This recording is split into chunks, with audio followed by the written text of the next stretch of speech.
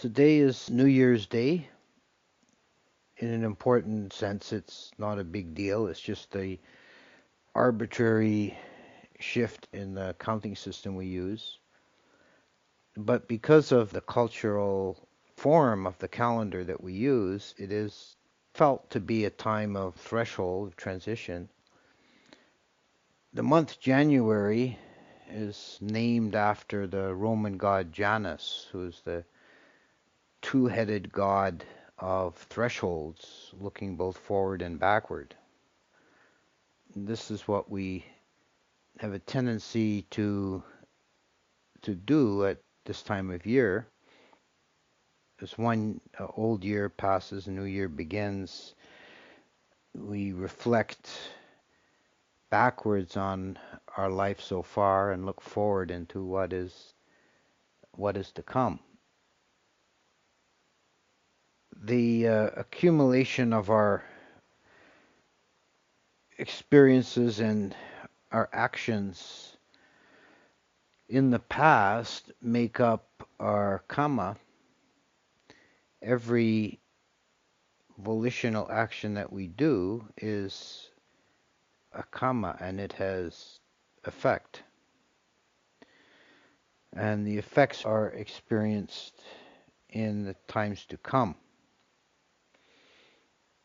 The present moment is held as a very fine balancing point between past and future.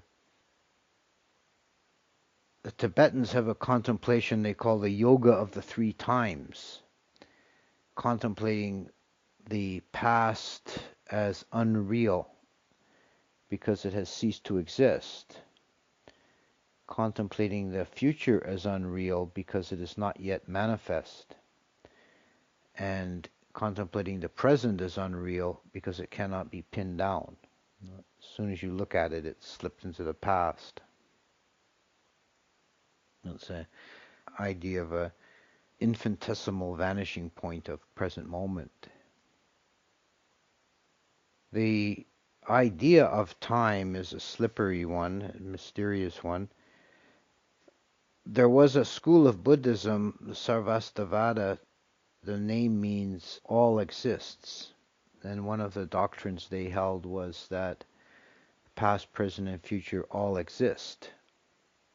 So this is kind of the opposite of the Tibetan contemplation, the idea being that here, that time is an illusion derived from the way our minds work, that we only perceive this one moment at a time out of a total field of reality. These are speculative ideas, philosophical ideas on the nature of time.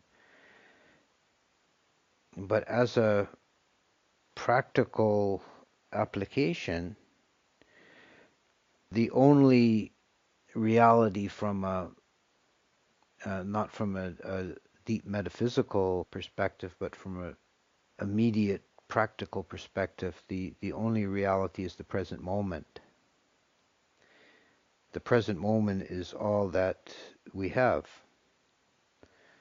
The past is done and gone, and the future is unfixed, undetermined, unreal. All we really experience is present moment.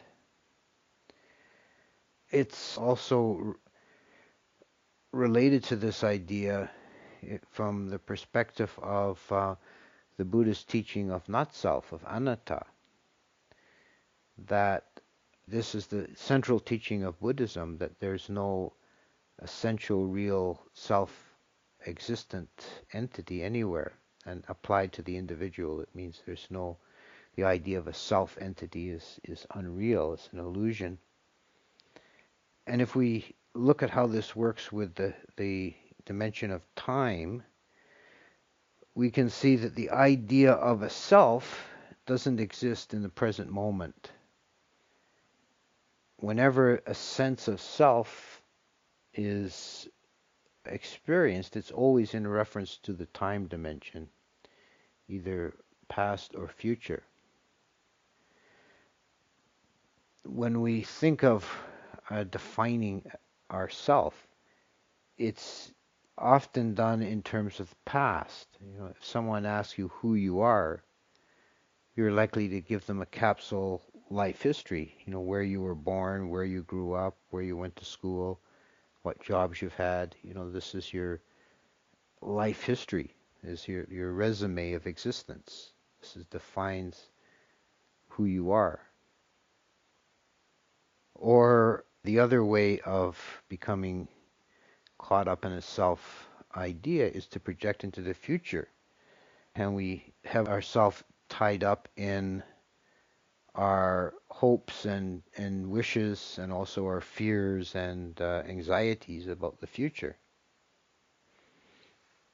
But if we bring it down to just the present moment, all there is consciousness rising to an object. There's just a process, a very simple, immediate, clear knowing. And there's no room in there for a self-reference. There's just a process of consciousness rising to an object in the present moment. So this is the immediate reality, is the present moment. But as framing concepts, past and future have their important uses. The term in English, mindfulness, is a translation of the Pali sati, which